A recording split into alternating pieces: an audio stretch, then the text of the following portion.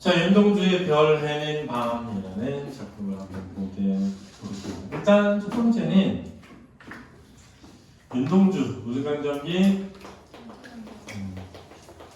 지금 이거 뭐라고 한다고? 항일 투쟁기.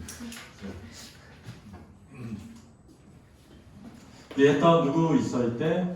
백석 있다고요. 알아두시고. 별 해낸 밤 이렇게 돼 있는데 밤 무슨 쪽 배경? 그렇죠.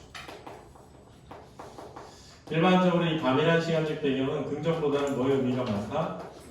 부정의 의미가 많아요. 그래서 일제강점기를 나타내는 거 아니야? 이렇게 생각할 수 있죠. 근데 별은 긍정의 이미지를 많이 지니고 있어요. 왜냐면 일반적으로는 희망이라는 원형적 상징을 지니거든. 원형적이라는 건 뭐냐면 전 세계 누구나 그렇게 느끼는, 그렇지, 전 세계 그렇게 누구나 그렇게 느끼는 원형적 상징.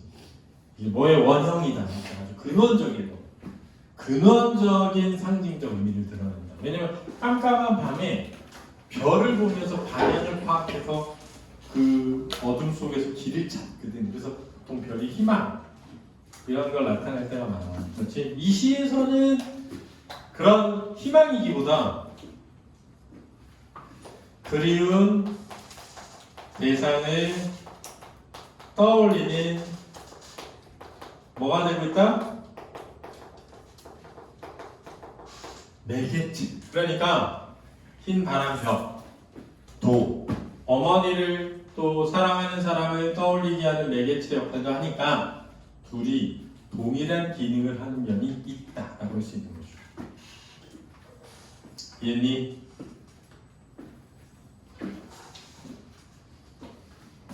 서툴고 이해했어? 너는 이제 또 올라가려면 많이 해야 돼. 이제부터 진짜 많이 해요. 올라가. 이제 원래 공부는 자기가 해야 돼. 누가 시키는 게 아니야. 본인이 해야 돼. 본인의 의지로.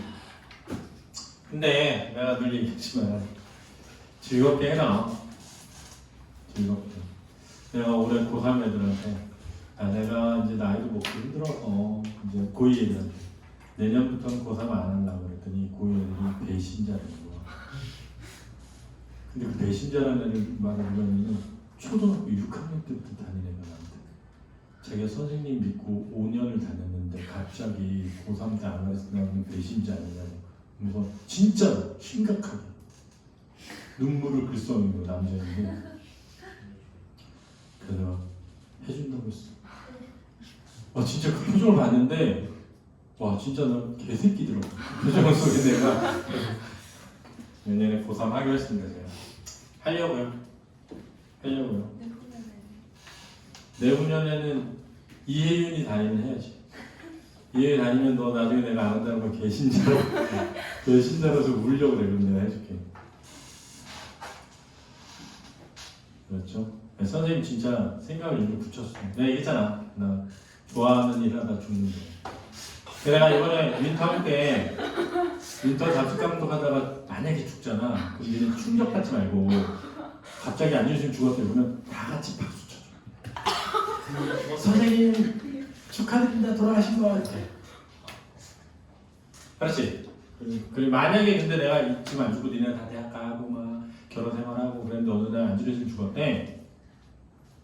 니네끼리 단톡방에서 안준수님 돌아갔을 때 오잖아. 와서 울지 마. 박수 쳐봐. 야 우리 다 같이 선생님이 마지막으로 내 유언이야. 부탁한 거야. 얘네 같이 온 사람들끼리 다 모여서 박수 막 쳐줘. 선생님 축하드립니다. 돌아가신 거 진심으로 축하드립니다. 박수 막 쳐줘. 진짜. 그리고 내 장례식장에서는 건배 허용이야. 건배 허용. 원래 장례식장에 건배 안 하거든. 건배 허용. 웃고 떠드는 거 허용. 심지어 술 게임도 허용. 우리들은 게임도 하고 막 369도 하고 막 알았지? 다 허용돼 있다. 다 허용. 그렇지. 내가 최근에 내린 결론 80세 이후에는 어떤 병원 치료도 안 받겠다. 그래서 만약에 80세 딱 됐는데 암이래. 그분 나 그냥 암 치료 안 받고 죽을 거야. 근데 75세에 걸렸어, 암에.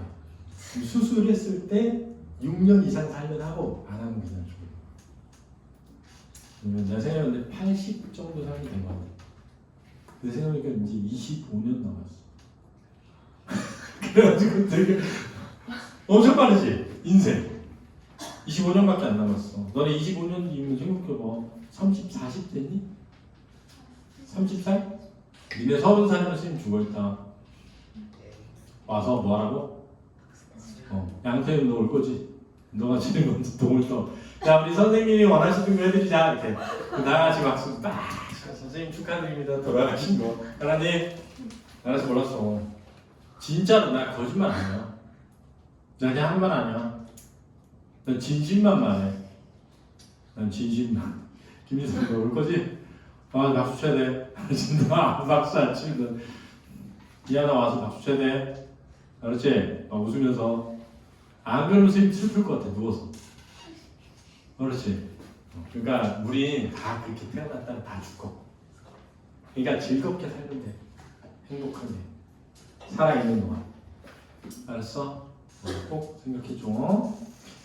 별을 헤아리는 마음. 우리 윤동주 형님 돌아가셨습니다. 안타깝게. 감옥에서. 해방을 못 보고.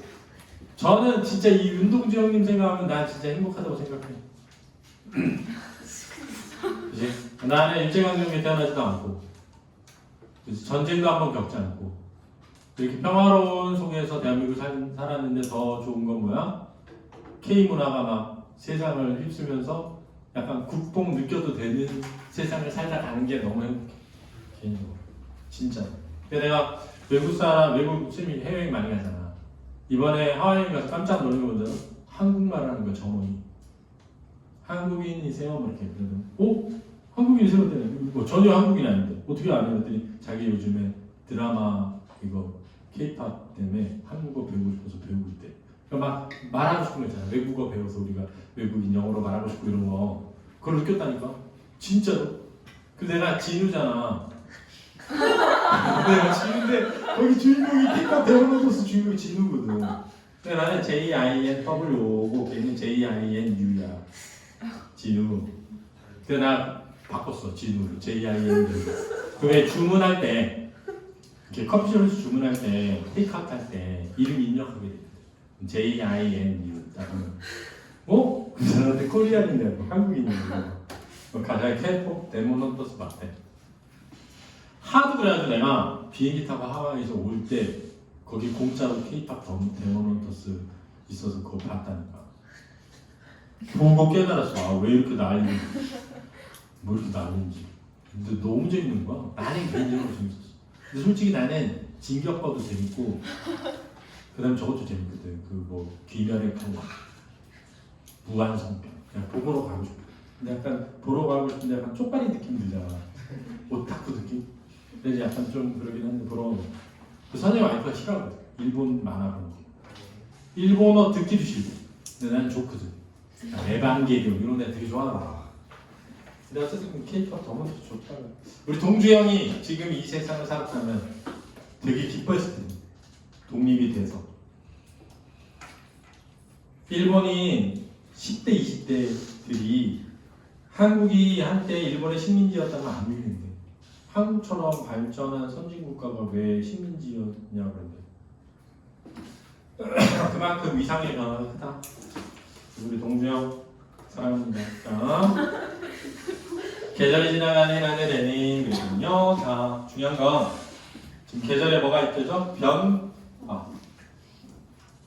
계절의 변화. 가을로 가득 차 있습니다. 이렇게 되거든요. 가을로 가득 차 있습니다. 자, 여기 이제 중요한 표현이 있어. 봐봐. 가을이라는 건 무슨적 배경이니? 계절적 배경이고 이 계절도 시간적인 배경이라고 할 수 있어. 근데 모든 시간은 구체적이야, 추상적이야? 추상적인 거거든. 근데 이 추상적인 가을이 가득 뭐하고 있다? 차 있다. 라고 하면 무슨적으로? 근데 시각적, 청각적, 미각적, 후각적은 다 구체적 이미지니까 구체적으로 무슨화되고 있다? 형상화되고 있다. 얘들이 중요해요. 추상적인 시간이 구체적으로 형상화되어 있다. 라는 걸 꼭 알아야 돼요. 추상적인 시간이 구체적으로 형상화되어 있다.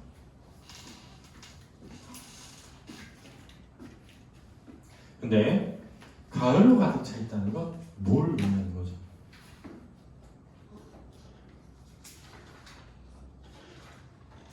우리가 애국가라는 게 있어요. 여러분 잘 모르죠? 애국가. 3절이라는 게 있어요. 애국가도. 근데 몰랐을까요? 3절이 가을 하늘 공활한데 높고 구름 없인가? 야! 주인 부른지야. 높고 뭐가 없다? 구름이 없다가 가을 하늘의 특징입니다. 근데 하늘이 원래 하늘은 대기권은 변하지 않아. 근데 맑기 때문에 더 높은 곳까지 보이는 거야. 이해되니? 그러니까 높고 구름 없다는 건 뭐냐면 가을 하늘은 너무나 맑고 뭐하다? 깨끗하다는 건데 봐. 하늘에 뭐가 가득 차 있어? 별이. 왜? 하늘이 가을로 가득 찼어. 이 말이야. 왜냐면 하늘이 가을로 가득 차 있다는 건 하늘이 맑고 뭐하다? 깨끗한 상태라는 거야. 그러니까 가을로 가득 차 있다는 건 내가 볼 때는 두 가지 의미로 보여. 하나는 별이 가득 차 있다. 근데 사실은 그럼 별이 가득 차 있다는 애들 중에 가을로 가득 차 있다고 했느냐? 가을의 하늘의 특징 뭐라고? 맑고 깨끗한 거야. 그걸 높고 구름이 없다라고 하거든. 봄은 황사가 있잖아. 이해되니? 그러니까 맑고 깨끗한 가을로 가득 차 있어서 별이 다 보이는 거야. 이해되니? 그런데 가을로 가득 차 있다고 했으니까 추상적인 시간을 구체적으로 뭐하고 있다? 형상화하고 있다. 이렇게 하는 거지. 그렇지. 나는 시적 하자가 드러나죠. 아무 걱정도 없이 가을 속 별들을 다 해일 듯합니다. 이렇게 됩니다. 해일 뭐니? 헤아릴 듯하다. 헤아릴 듯하다.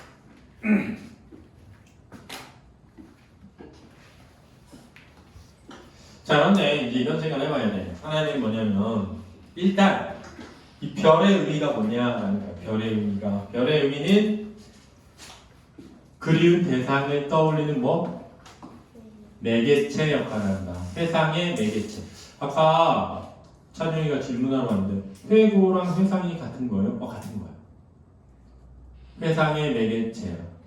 그리운 대상을 떠올리는 매개체, 회상의 매개체야. 그 다음에 별은 보통 희망, 순수함, 이상 이런 걸 상징해. 희망, 순수함, 이상을 상징한다.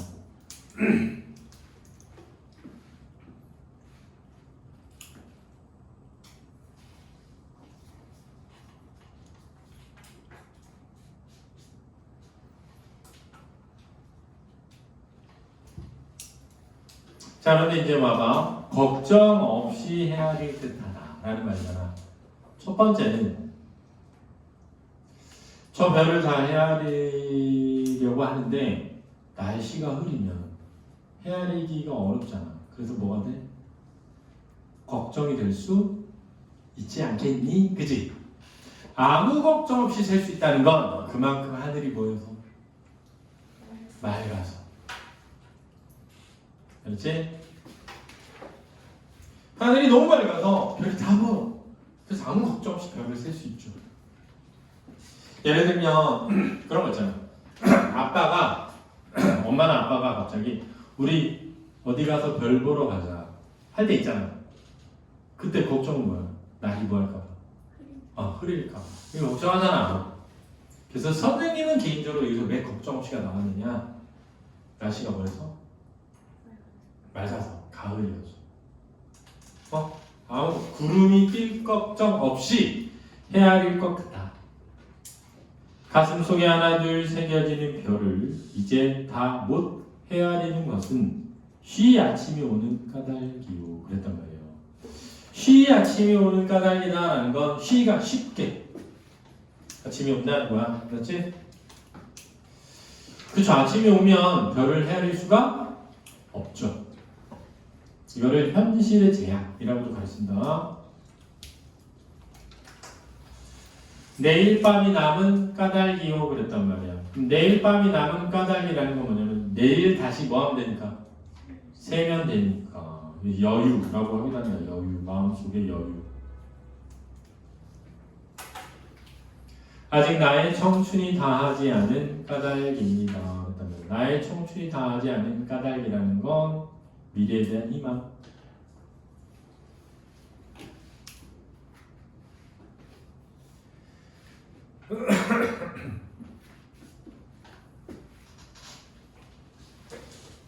내가 얼마 못 살아.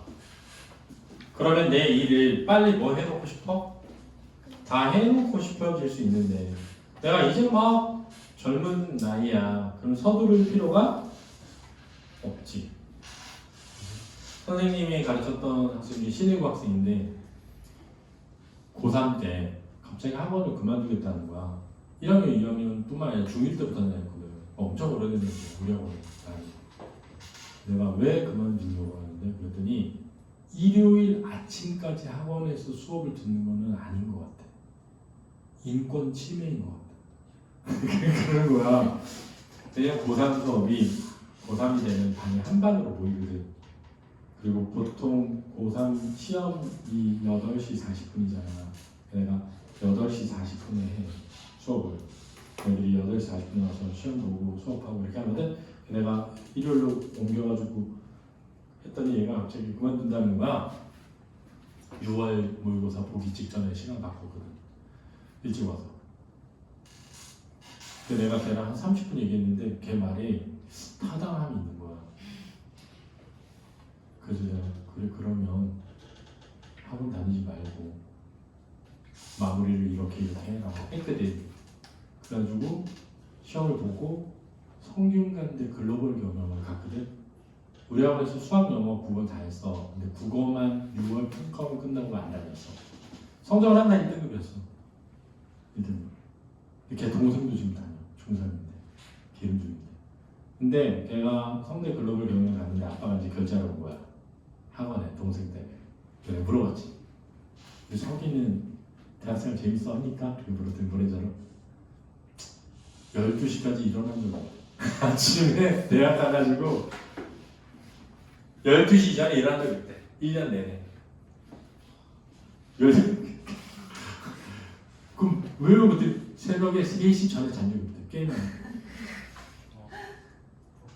그래서 내가 그때 나오려고 그랬는데 근데 다 내버려둔 거야. 그래서 내가 말했지. 젊다는 게 좋은 거죠. 그때 아니면 언제 해봅니까? 내가 그랬단 말이야. 그러니까 내버려두세요. 청춘이 그런 거야. 미루도 되는 거. 알았지? 니네 지금 2년만 지나면 그렇게 할 수 있어. 그러니까 2년만 참아. 고3 때까지만 진짜 열심히 최선 다하고 내가 가면 청춘을 즐겨. 얘처럼. 뭘 다 새. 내일 하면 되지. 왜 아직 우린 뭐하니까? 젊으니까 별 하나의 추억과 별 하나의 사랑과 별 하나의 쓸쓸함과 별 하나의 동경과 별 하나의 시와 별 하나의 어머니 그랬는데 지금 별 하나의가 뭐 되고 있어? 반복되면서 그 뒷부분이 변화하는 걸 변주라고 해서 반복과 변주라고 할 수 있고 두 번째 무엇의 무엇이니까 유사한 동사 구조가 반복되고 있다라고 할 수도 있어.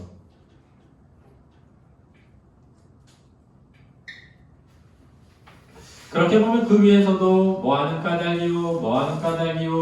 까닭입니다 이렇게 돼 있어서 요 세 개도 반복 표현이야. 반복과 변주.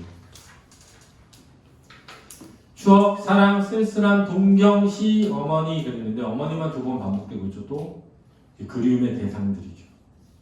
그래서 별을 하나씩 세면서 그리움 대상을 뭐하는 거로 볼 수 있다? 떠올리는 것을 볼 수 있죠.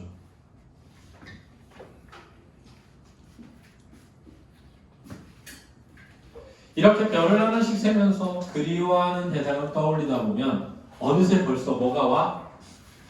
아침이 오는 현실적 제약이 있어서 다 해내지 못함이 있죠. 하지만 그게 끝이 아닌 이유는 내일 밤 다시 오면 별이 뜨니까 내일 밤이 또 오니까 그때 보면 되죠.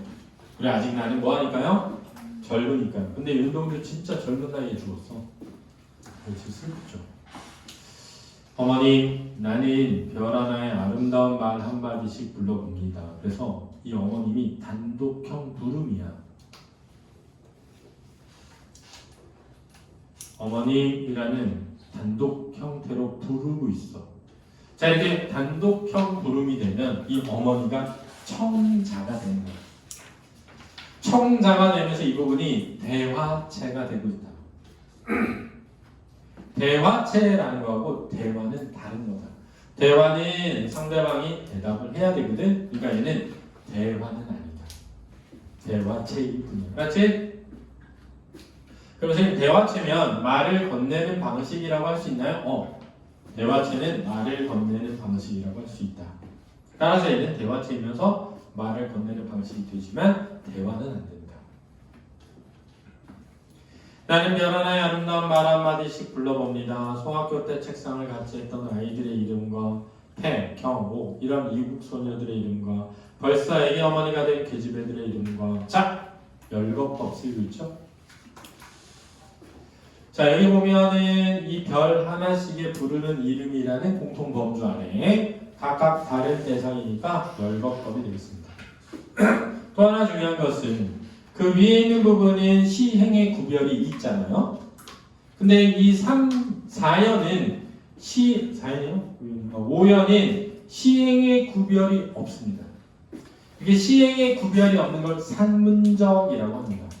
근데 이 시가 전체가 그렇게 써 있으면 산문시라고 할 수 있는데 이 부분만 그렇게 써 있기 때문에 산문적 리듬을 통해 운율에 뭘 가져오고 있다? 화를 가져오고 있다. 변주를 주고 있다. 이렇게 이해할 수 있습니다.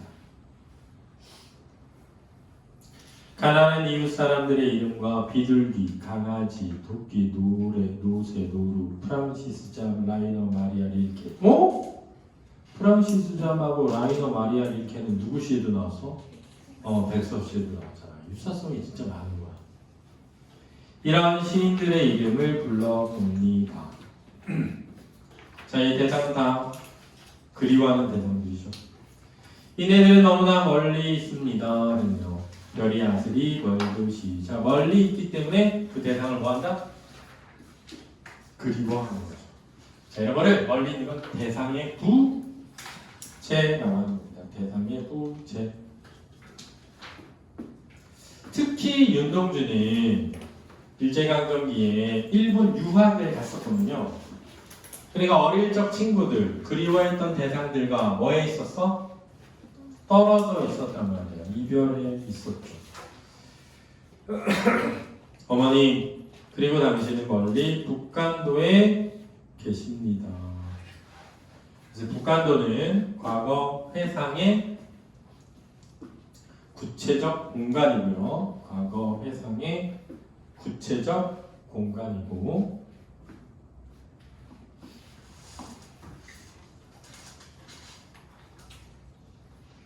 나는 무엇인지 그리워. 이 무엇은 어머니 또는 고향 또는 친구들 또는 순수한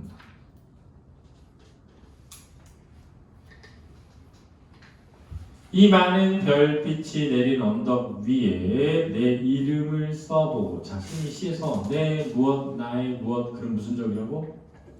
성찰적이다. 생각하지? 저 앞에 백석시에서는 내 얼굴을 이렇게 했거든? 쳐다보며 성찰적이야. 흙으로 덮어버렸습니다. 자 여기 중요한데요. 흙으로 덮어버리는 행위는 자신의 이름을 어떻게 여기는 거야? 부끄럽게 여기는 행동으로 보인다는 거야. 그래서 이게 반성적 행위라고 할 수 있다.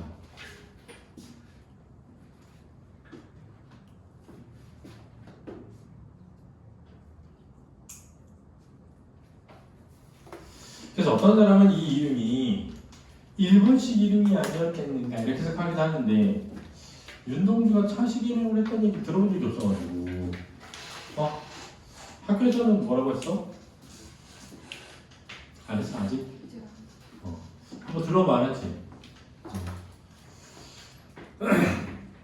헬그러 덮라고 버렸습니다. 어쨌든 이게 반성적 부끄러움의 행위야. 딸은 밤새워 오는 벌레는 부끄러운 이름을 슬퍼하는 까닭입니다 했으니까 이 벌레의 감정이 어디 있다? 이입돼 있다.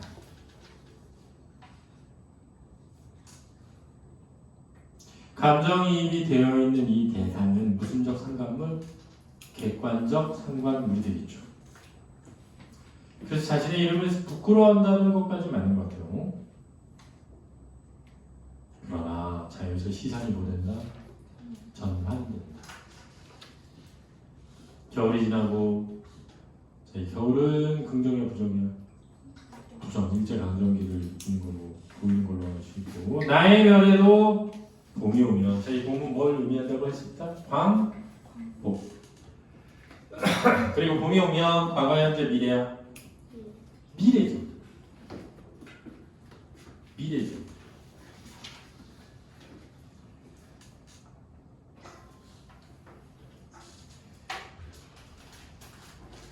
무덤 위에 파란 잔디가 피어나듯이 자, 무덤은 죽음, 절망, 파란 잔디는 부활, 재생.